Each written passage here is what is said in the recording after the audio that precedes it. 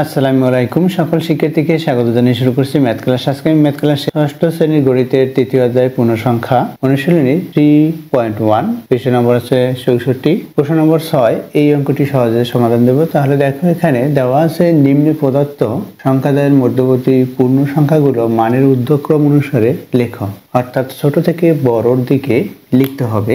এখানে দেখো দেওয়া আছে 0 এবং -7।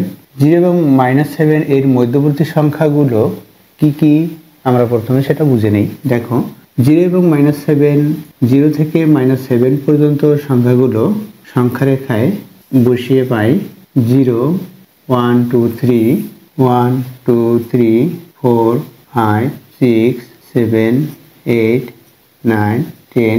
দেখো এখানে মূলবিন্দু হচ্ছে 0। এই 0 থেকে এবং -7 হচ্ছে এখানে, এর মধ্যবর্তী সংখ্যা কোনগুলো দেখো, এই হইতে এই পর্যন্ত হচ্ছে, এটা হচ্ছে মধ্যবর্তী সংখ্যা।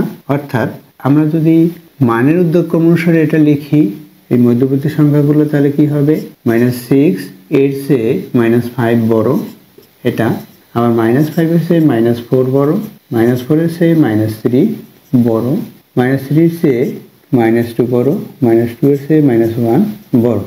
অর্থাৎ আমাদের 0 এবং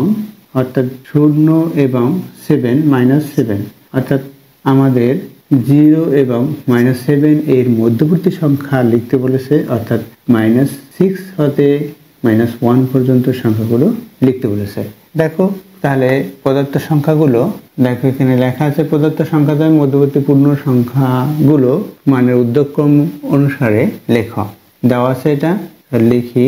প্রদত্ত সংখ্যাদ্বয়ের মধ্যবর্তী সংখ্যাগুলো মানের ঊর্ধ্বক্রমে সাজিয়ে পাই -6 less than -5 less than -4 less than -3 less than -2 less than -1।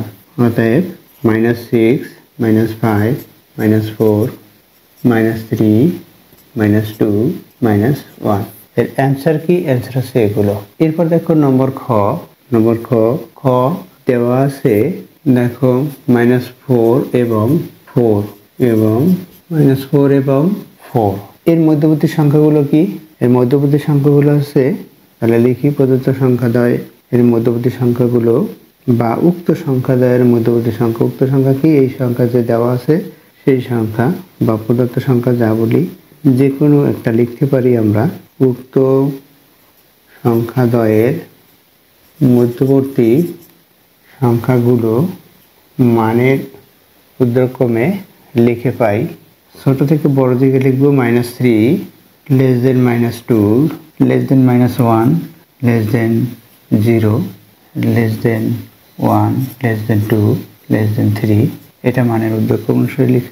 এখন এই যে চিহ্নগুলো, এই চিহ্নগুলো উঠিয়ে দিয়ে আমরা পাই -3 -2 -1 0 1 2 3।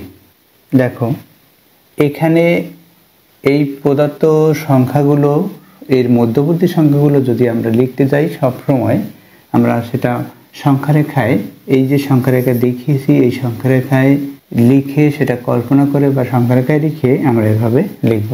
আশা করছি বুঝতে পেরেছো যে কিভাবে লিখতে হয়। আমরা এভাবে লিখব, অথবা আমরা প্রথমে সংখ্যারেখায় দেখিয়ে তারপর লিখব। যে কোনো একভাবে সমাধান দিলে হবে। আশা করছি বুঝতে পেরেছো অঙ্কগুলো কিভাবে সমাধান দিতে হবে। এতক্ষণ ম্যাথ ক্লাসের সাথে থাকার জন্য সকলকে ধন্যবাদ জানিয়ে আজকের মতো বিদায় নিচ্ছি।